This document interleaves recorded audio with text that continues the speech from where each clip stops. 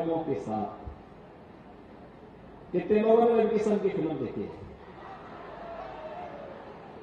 उनको देख के मत खड़ा करना हाथ, वैसे बताओ, ठीक है। लेकिन ये इस फोन का उपयोग आप अपने पाठ्यक्रम में अपने आप को तकनीकी दृष्टि से सक्षम बनाने में, केंद्र की उन तमाम योजनाओं में क्या है, पीएम स्टार्टअप की योजना क्या है, पीएम स्टैंड अप की योजना क्या है, पीएम मुद्रा की योजना क्या है, ऐसे ही उत्तर प्रदेश के अंदर मुख्यमंत्री कन्या सुमंगला की योजना क्या है, वन डिस्ट्रिक्ट वन प्रोडक्ट की योजना क्या है, अब मुख्यमंत्री अभ्युदय की योजना क्या है। इन सभी योजनाओं की जानकारी लेने में आपको ये टैबलेट और स्मार्टफोन योगदान देगा।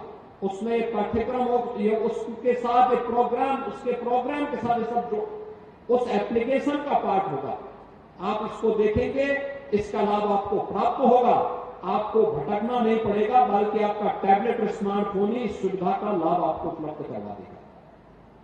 और मुझे लगता है कि आपको इसको बेहतर तरीके से अपने आप को इसके माध्यम से अब न केवल स्मार्ट सिटी होगी, बल्कि स्मार्ट युवा भी यूपी का होगा।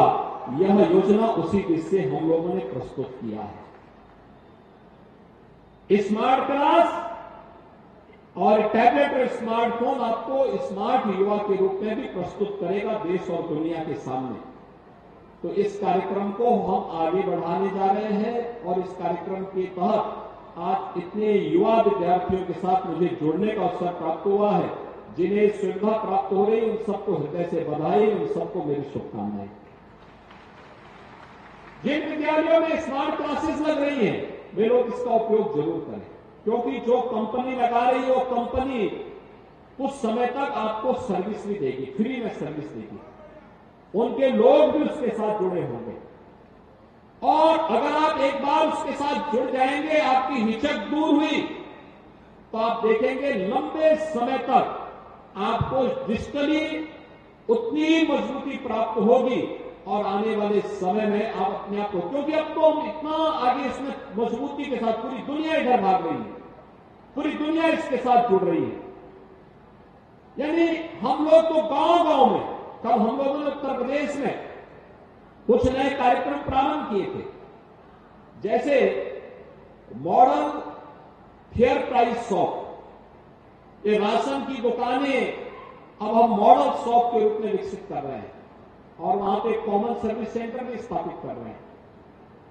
वहीं पे आप पूरे हम रेवेन्यू रिकॉर्ड को अब डिजिटली कर रहे हैं। अब उसमें लेखपाल को जरीब लगा के नापने की आवश्यकता नहीं पड़ेगी। उस समय के बाद आप देखना, वो तो एक जगह बैठ करके ही आप तय कर लेंगे कि आपकी जमीन का कोऑर्डिनेट क्या है और उसी के अनुरूप आपको आपकी जमीन पर कब्जा लेने से कोई वंचित नहीं कर सकता, क्योंकि वह तो आपके पास डिजिटली आपके पास एक प्रमाण हो जाएगा।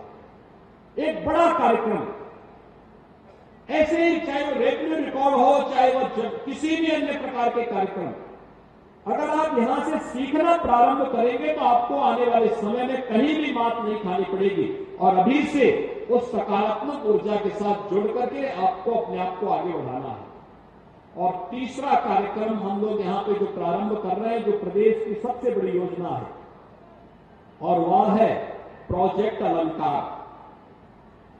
ये बहुत बड़ा कार्यक्रम है। मैं अक्सर जाता था, देखता था, मैं जिस भी जनपदों में जाता था, पुराने विद्यालय जितने भी थे, इंटर कॉलेजेस थे, देखा ना 3-3 लोग, महापौर भी, सैजनवा के विधायक भी, महानगर अध्यक्ष भी इस इंटर कॉलेज से पढ़े हुए हैं, लेकिन भवन बहुत जर्जर है। नया भवन हमने 2 साल पहले बना करके तैयार किया है यहाँ पे। लेकिन हमें इस चीज को ध्यान में रखना होगा कि पुराने इंटर कॉलेज सब जर्जर थे, आज उनके पास साधन नहीं थे और उनकी हालत खराब थी और कुछ भवन इतने जर्जर थे कि उनमें पेड़ भी जम गए थे। मेरी सबसे पहले विद्यालयों के प्रधानाचार्यों से भी और जो शासकीय सहायता प्राप्त और शासकीय विद्यालय उनके प्रबंधकों से मेरी अपील होगी कि उन विद्यालयों की नियमित साफ सफाई की व्यवस्था वे लोग किया करें, पेड़ न उगने दें, बरसात के पहले भी और बरसात के बाद भी छतों को साफ करके रखिए, नियमित साफ सफाई की व्यवस्था होनी चाहिए, साल भर में एक बार पुताई रंगाई का कार्यक्रम कराना चाहिए जिससे लंबी आयु उस विद्यालय की हो और वह एक लंबे समय तक, लेकिन 70 साल, 100 साल, 90 साल, 60 साल पुराने विद्यालयों की स्थिति रखरखाव के अभाव में भी जर्जर हो गई थी और इसलिए हमें भय लगता था ऐसा ना हो कि इसके कारण कभी कोई भवन जर्जर हो जाए, गिर जाए, जनहानि हो जाए, किसी छात्र को, किसी शिक्षक को नुकसान हो जाए।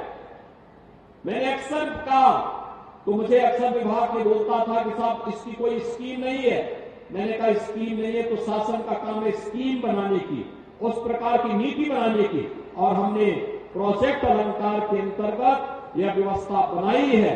राजकीय इंटर कॉलेजेस में, राजकीय गर्ल्स इंटर कॉलेजेस में हम पूरा का पूरा पैसा सरकार की तरफ से नए भवन के निर्माण के लिए उपलब्ध करवा रहे हैं और आज आपका की जिम्मेदारी बनती है कि नए भवन के कार्यक्रम को समयबद्ध तरीके से आप आगे बढ़ा करके